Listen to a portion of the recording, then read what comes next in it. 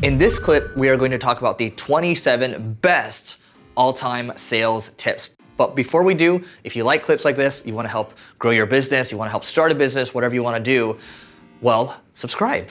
And it's going to be amazing for you because you're going to get good content. So let's jump into it.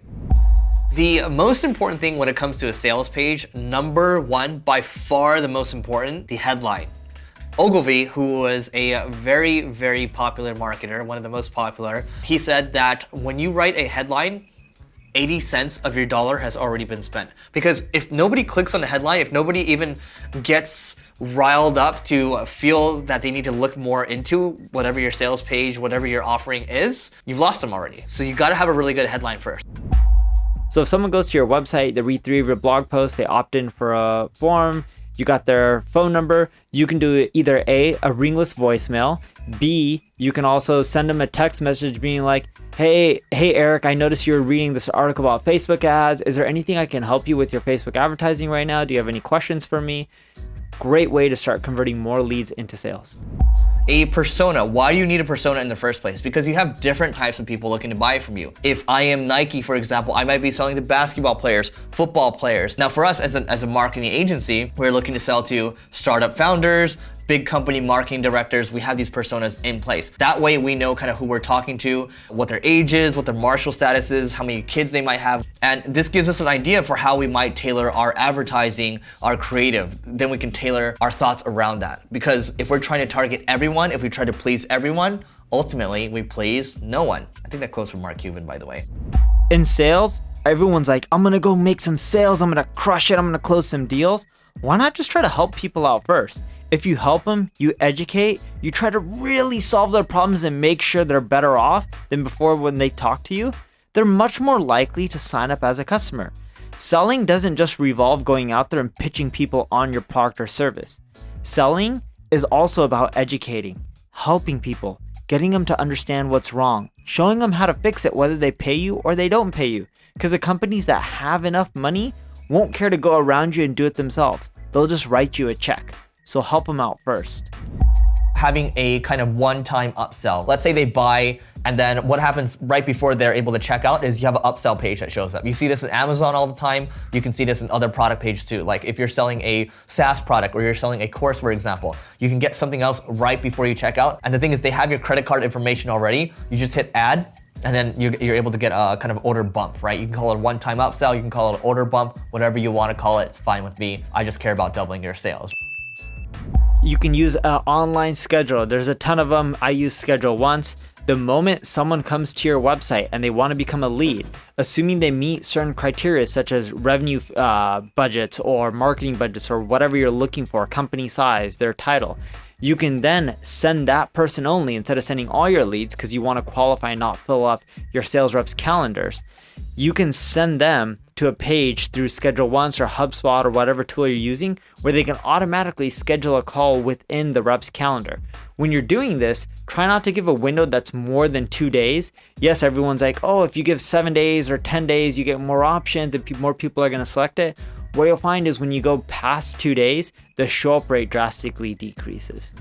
The key thing is when you follow up with people, don't just say, I'm just checking in, I just want to see how things are going, just following up. That's boring. And like people are like, dude, when's this guy gonna go away? Or when's this gal gonna go away? Like, be useful to people. Rather than trying to be interesting, be interested. And with that being said, go out there, be interested in people, and then they will become interested in your services. A lot of people create the course before they sell it. It's the worst thing out there. I don't understand why people do that. Go create a site, like a digital course type of site using Kajabi. It's cheap. It's like $100 a month or $50 a month or something like that. All right, this is if you didn't create the course. If you already have the course, I'll give you an answer for that too. But if you haven't created the course, go to Kajabi, go throw up a landing page. They do payments and everything. Then go throw in some Facebook ads, spend like a few $100s and try to make sales. You'll quickly learn if you can make sales and make it profitable. If you can, then go and create the course. You can even refund those people if you want, or say, hey, the course is gonna be ready in a month and I'm gonna give you all your money back, but let me know if you're still interested and I'll charge you in a month from now. Now you know people are gonna buy it, then go and create the course. Everyone creates the course first. Just because you create it doesn't mean it'll sell. How do you go about pitching your first marketing campaign? It's tough because sometimes you have to deal with budgets. Sometimes you have to deal with other stakeholders. Maybe you have a partner, maybe you have a boss that's resistant. Maybe you're new to a company and you kind of need to prove yourself. So how do you pitch it? I run a company called Single Grain. We're an agency. We work with companies like Uber and Amazon. And how do we go about pitching it? The first thing that you need to do, more than anything else, don't be salesy. Make your boss or make whatever stakeholders, you have to get them curious. Hey, how do you think our marketing campaign's going right now? What do you think we need help with from a marketing perspective? What worked and what didn't work? And then you start to get them curious. You start with the discussion first, and then from there you start educating, because they might not know things. I don't know what the conversion rate is. I don't know. But you might have a solution. Well, have you thought about this? And then it starts to become more consultative. At least for me personally, it's much easier to sell when I'm consultative and I actually know what I'm talking about. You gotta find emails and contacts using tools like DuckSoup and ZoomInfo. DuckSoup and ZoomInfo are gonna help you because ZoomInfo will get you the phone numbers. They'll get you the emails as well. DuckSoup will get you the personal emails through LinkedIn. So DuckSoup helps you visit profiles, and you can find different types of profiles in LinkedIn Sales Navigator, for example. You can use Sales Navigator to find certain titles or certain technologies sites are using. The first thing I like to do is think about cold emails as the recipient. All of us have received cold emails in the past, and it's pretty obvious when you receive a bad cold email why it's bad. A couple things hit you right away. One, when you look into your Gmail inbox, you'll see the subject line. Two, you'll see a little bit of the first line of the email. And those two things will make you decide whether to delete that email or whether to open it. So the first thing to do is to make sure the subject line is at least neutral. That's why I like generic subject lines. I'm a big fan of Hi from Alex. I'm a big fan of Quick Question. The one that performs the best for us at Experiment 27 is question about, and then their company name. So like question about Tide or question about General Electric. The reason why those generic subject lines work is because they don't turn somebody off. If you had pitched your product in that subject line, there's a much higher chance you're gonna get deleted, which means they're not even gonna read the body of the email. If you're trying to close a big account with, let's say, a large Fortune 100 company, or even a large company that you're having a hard time getting a hold of, email the CEO and send them something that goes like this. Hey John, or hey Sue, whatever their name is. Hey Sue, I know you're really busy, but if you can forward this email over to the person who's in charge of your marketing, that would be great. I have a way to increase your traffic by X or your conversion rates by Y. You guys are making a lot of mistakes that are making you lose to X, Y, and Z competitor. Cheers, Neil. And you can adapt that to whatever industry you're in. But when you send it to the CEO, yes, they're probably not going to respond to you, but a good portion of the time they'll forward it to whoever's in charge of that division and let them figure it out. And when your CEO sends you an email, it usually is received in a very positive fashion because the person's like, oh wow, you must know the CEO. You never said you know the CEO, but they're usually going to make that assumption. And when the CEO tells them to look into something, they're going to spend the time and attention and give you the energy you need to figure out if they can work with you or not. Make sure that you have marketing automation set up. This kind of goes without saying, but I'm hoping you have this set up. I'm hoping in today's world, it's kind of table stakes, but maybe not. You could use tools like Drip, HubSpot, Marketo. There's a lot out there. It just depends on the complexity. I know for people that want things simple, there's Drip and ConvertKit. ConvertKit's more so for kind of bloggers, and Drip is more for e-commerce. And the other thing I'll say is when you collect emails, and you should be collecting emails on your website just so you can put them into your automation sequence. So you can use a tool like Opt-in Monster, for example, and make sure in your intro email after people have opted in, you are segmenting people. So maybe you have people that you're looking to do business with that are over $5 million in revenue, under $5 million in revenue, or maybe they don't have a business. But the idea here is that you're segmenting and you're tagging these people so you know what kind of messages to send them, because people are different. That way your open rates are gonna be higher. It's gonna be better for you overall. With sales, what I found is sales and marketing don't really work together, and it's really hard unless you have a CRO, a Chief Revenue Officer, in which they're in charge of both sales and marketing. Sales and marketing don't have to be the same department, but if they go into or their leader is the same person, what you'll find is that leader is able to dictate how they work together or communicate. There has to be a story. The story starts from someone visiting your website to not just purchasing, but the whole experience from purchasing to coming back, purchasing again to referring more people. So it involves both sales and marketing. Unless you have one person who's in charge of that story, it's going to be hard for you to get sales and marketing working together. When you think about hiring salespeople, they're very different people. What I like to do, I got this from when I used to read, I think The Ultimate Sales Machine by the late Chet Holmes. Read that book. Second thing I recommend reading is The Sales Acceleration Formula, which is by Mark Roberge from HubSpot. Helped them go from 0 to 100 million. You gotta ask them to sell you when you're interviewing with them, right? So when you're talking with them, ask them to sell you. The number one thing I'm looking for when I'm talking to salespeople is how coachable they are. Because they're coming into your system, they need to know how your system works, but they need to be able to listen. They need to be coachable. If you ask them to sell, you coach them and they listen, great, on to the next step. If they cannot sell, or if they can't change based on kind of the feedback that you've given, probably not the right fit. Go to conferences. Conferences have been around for ages. They work well. And the reason they work is because people are getting an ROI from them. We send so many of our sales guys to events. It's one of the highest places that we're going to find leads who are gonna close and become customers. Go to as many conferences as possible and have your people just walk the floor, not just attend the events, but network with people and help them out and give business cards. You'll find that you'll generate a lot of revenue from this over time. It's amazing word of mouth. And if someone can go to a conference and pay a few $1,000s to get in, they usually will have money to pay you. Full contact. So the reason I'm saying full contact right now is those of you that are watching on YouTube, I'm just showing my phone, but what happens is when you go to a conference or you do any kind of networking event or whatever, people still like to hand out cards. I hate cards. So what I do is I scan all the information using full contact. Full contact will transcribe it. Okay, that's nothing new. But what I like about full contact is what happens is once I scan a card and I tag it, I can use Zapier to tie it in with a certain tag. So if I say it's like qualified for the agency, it will automatically create a deal in my CRM, so I don't need to do all the data entry. That way I can actually follow up with the people. And the other thing I like about full contact is there's a little Gmail and there's like other email plugins. I can easily fill out all that information and then use the tags and then it'll pass over to the CRM. It makes my life a lot faster. It reduces a ton of data entry and it allows me to follow up more with any type of contacts I have, which means I'm gonna get more sales, which means you're gonna get more sales. Outreach is great because it allows you to set up sequences. It allows you to automatically follow up with people through email. You can set tasks for yourself. Basically what you need to do, you gotta find a bunch of emails out there, load them into Outreach, make sure you scrub the list, and then Outreach is gonna help you on an automated basis send out emails, and it's gonna help you basically throttle the emails too, so you're not sending too many emails out per day, so you're not gonna get filtered. So that's why I like Outreach, because it just makes your sales process a lot more efficient. Do something that stands out. So here's an example.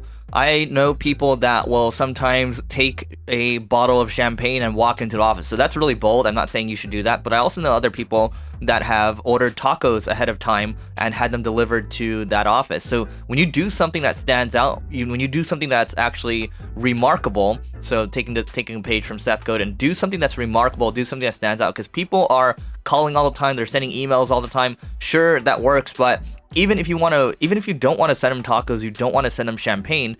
I mean, look, even if you send them a more personalized email, that's going to stand out more because, well, you actually took the time to research into that person and you took the time to understand what really drives that person. You have to look at your dream 100. This is your list of 100 clients that you would like to have. These are kind of the holy grail of who you're trying to get. Maybe you need to focus on acquiring people that are maybe smaller or in a very specific niche, right? What I recommend doing is using a framework where you can find emails and then you can reach out to people. Tools like Datanize, Find That Email, Duck Soup. These are all tools that can help you find emails. So you got to figure out who you're going for in the very beginning. And hopefully that dream 100, it kind of starts to get the wheels churning for you. Like, who do you want to focus on in the beginning? Do you want to work with software as a service companies? Do you want to work with e-commerce companies? Do you want to work with video production companies? You kind of decide what's in your wheelhouse based on your experience. After you found the emails, I would also recommend finding people's phone numbers too. So you can use a tool called Zoom Info for that. And then from there, you want to set a sequence using tools like Outreach or Mixmax. Instead of having to follow up with people manually all the time, you're able to say, okay, on the first day, I want to send this email. 4 days later, I want to send this email. 7 days later, I want to send this. And if they don't respond for 1 month, we're going to follow up with them once a month. It's all about the process at the end of the day, and this is just one of the many processes that you're gonna build as an agency. We found that there was a high correlation of, certain buckets like 10 to 20 employees, 20 to 40, and then also like, $400 to $600 in spend. And we bucketed it all out, we ran the data, and we found that there are some buckets that convert way higher for us than others. So what we did is we made the lead score algorithm say, hey, if these leads have this much spend and this many employees, that's an A lead. And then some of the other buckets that converted well but not as well as the A leads, okay, those are B leads.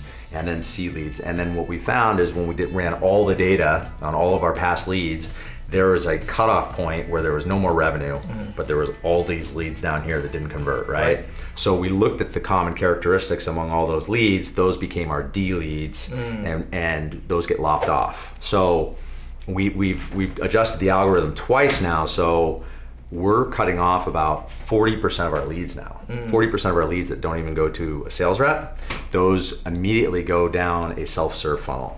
I remember one time I was flying American Airlines. I was so pissed off because American Airlines, just not my jam. So flying American Airlines is like the worst service ever. We were waiting on the tarmac for about 2 hours or so, and I mean, our flight's like, guys, we gotta pull back in. So we pull back in, and we pull back out again, we pull back in again. It's just like a nightmare, right? It's like, here comes a tornado. We're in Dallas, right? So it's just like, dude, what is going on? So I got so angry, I didn't get reimbursed for that. So I ended up writing this email. Now, in copywriting, these emails are known as Seinfeld emails. It's from this copywriter, his name is Ben Settle. If you watch Seinfeld, and I've actually never seen an episode of Seinfeld in my life, but the gist around Seinfeld is that they talk about nothing. Not saying anything. You're saying something. What could I be saying? Well, you're not saying nothing. You must be saying something. If I was saying something, I would have said it. Why don't you say it? I said it. What'd you say? Nothing.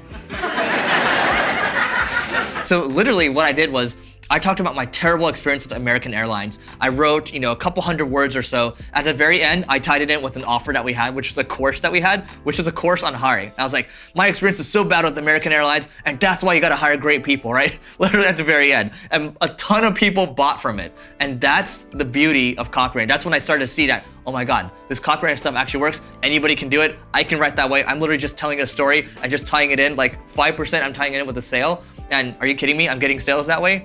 That's the power of copywriting. Live chat. A lot of e-commerce sites I see out there, they don't have live chat on their sites. Let's say you have live chat and people are viewing a product page on shoes, for example, and you ask them a specific questions around shoes. Hey, do you have any questions about so-and-so product? When you're able to do that, you're able to engage people. People are already on the product page, they're further down the funnel. Sometimes they just have some clarifying questions to ask, and then you can move them along and they'll buy. My number one sales tip is to approach every client call not like you are a sales guy trying to pitch a product, but instead like you're a doctor trying to diagnose a disease. What does that mean? So for instance, when I am on a sales call and we sell marketing services for agencies at Experiment 27, I'm talking to an agency owner. I know because of our research and because of our cold emailing process that they're between $1 and $20 million in revenue, and based on our past conversations, not with them, but with other agency owners in the same spot, I have a very good idea of how they think and problems that they might be dealing with. But I'm not gonna come right out and say it. Instead, I'm gonna give a 2-sentence pitch on what Experiment 27 does, and then ask them about their marketing. Have you hired a marketing vendor in the past? Who runs marketing for you right now? Do you have key performance indicators set up? Questions that don't lead them towards a specific answer, but do give me a better idea of what they need. I know your sales managers might have given you scripts or key points to hit, but the easiest way that I found to sell anything is to listen to a question, think of a case study that you might have in your head that relates to it, and then answer the question based on your past experience. So if they say, as an example, oh, we've run all of our marketing internally this entire time and it's just me who runs the marketing, I could say something like, that happens in a lot of agencies. The one founder tries to take on marketing and also sales and also do production, and it slows everything down. I know a ton of marketing agencies where based on their client results, you'd think they were crushing it. But then you look at their own website and their inbound leads are way lower than where they should be. And that's the exact type of thing that we help with. What I did there is I heard his answer, I internalized what he said, I listened to him, and then I took it back to the Experiment 27 pitch and brought up one of our case studies. This tool is called gong.io. So gong.io is a massive advantage. You know why? Because when you are getting on a call with somebody, you don't know what kind of behavior you have. So if we look at the screen right here, I can see I spent 45% of the time talking, and then the other person on the call spent 55% of the time. So that's cool. Gong is a sales intelligence tool. It starts to see patterns, right? It starts to see the topics that I'm talking about. So you can see here, it senses that I'm talking about pricing, talking about moving forward. We have small talk in the beginning. And I remember for that specific period of time, we did have small talk. And on the other side of things, look at these interaction stats over here. So you can see there's a talk ratio, there's a longest monologue, which is, I guess, the longest each person has talked. There is a longest customer story, so that's 3 minutes. Interactivity and patience is 0.65 seconds. So you can see, not only for myself, but you can see people on your team, how they behave. How patient are they? How long do they talk? If their talk ratio, for example, if I spent 75% of the time talking, it's probably too skewed towards me, so I need to make adjustments there, right? So that to me is something like if I see someone on my team doing that, and Gong will show my entire team doing that, it becomes incredibly powerful because now you have a coaching thing where you can actually go to your team and say, hey, look, I noticed that you're spending 75% of your time talking. Well, I think we should dial it back a little bit. Maybe let's dial it back to 50% and maybe down to 40%. Because in the book, How to Win Friends and Influence People, the most interesting topic of anybody in the world is themselves, right? Get people to talk about themselves, but don't make it seem like you're just trying to get them to talk about themselves. Like it seems very manufactured. Don't do that. That's just a little tip over there. Integrating with Twilio. So whether you're using Gong, whether you're using Schedule Ones, HubSpot, whatever it may be, in most cases, if you're trying to improve your sales, you're gonna have people picking up the phone. With Twilio, what I do is anytime my reps have calls, you're never gonna have 100% of the potential leads or customers or just anyone show up. So by integrating with Twilio, what we do is we'll send text reminders 15 minutes before the scheduled call, a day before, an hour before. We do it a few times. That helps ensure that people show up because they're reminded. And that's huge. The last thing you want to do is have all these calls and have no one show up. So think of your whole sales process as a funnel as well. And you can use a lot of traditional growth hacks to get more people to show up, close, convert. Establishing some sense of urgency. When they are on your checkout page, you say, okay, well, we're holding this product for you for 5 minutes before we have to release it back. Urgency is really important when we're trying to get someone to buy, whether it's trying to buy services or trying to buy a product, right? Which is why you see a lot of these internet marketers out there when they launch their courses, they're opening the cart, closing it in 7 days, right? But then there's like a barrage of emails that you get in between that. It's because urgency works. About 50% of the sales happen on the day right before the cart closes. All right, so I hope you enjoyed those 27 all-time best sales tips. Let us know what you plan to do with any of the tips, and if you have a tip for us, drop it in the comments below. And don't forget to rate, review, and subscribe whatever platform you are on, and we'll see you tomorrow.